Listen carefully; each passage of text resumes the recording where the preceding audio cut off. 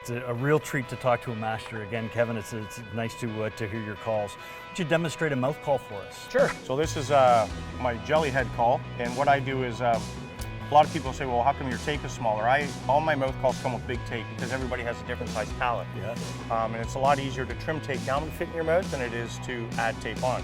So I trim tape to make it comfortable in my mouth, but the biggest mistake I find with people in mouth calls is that a lot of people buy a mouth call and what they want to do is they put it in their mouth and try to yelp.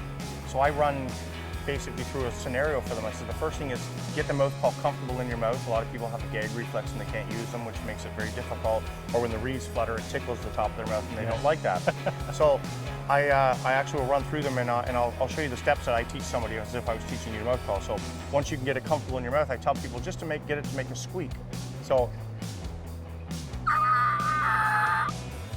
and I'll tell people take it out of your mouth, put it back in until you can consistently get that squeaking sound. Once you can do that, you're on your way because now you can make noise and you can keep it in your mouth and you know where it needs to be in your palate. And then I tell people the next step is just to move your jaw up and down while you're pushing the air over the reeds.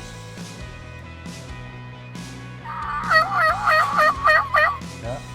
So that gives you a high and a low note. And a hen has a natural high and a low note in her rollover. So a hen has a rollover and a break.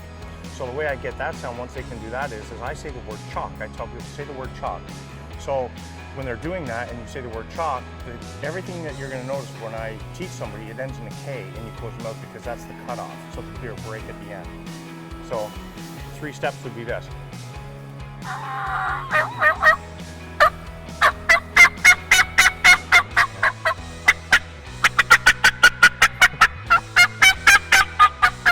To do a cluck, I say the word puck, puck, puck, puck, puck, again, hence the K at the end. One of the nicest things to do with a mouth call is a purr. So, and to do a purr, I basically just go over my reeds and it sounds something like this. So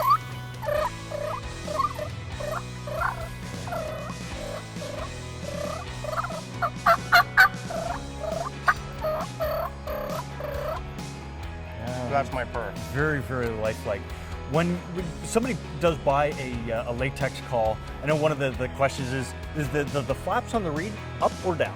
The cuts on the reed are always up, and on my calls there's a little bump that tells you that it should be down. Okay. Because the beginner double has no cuts, so that can be confusing.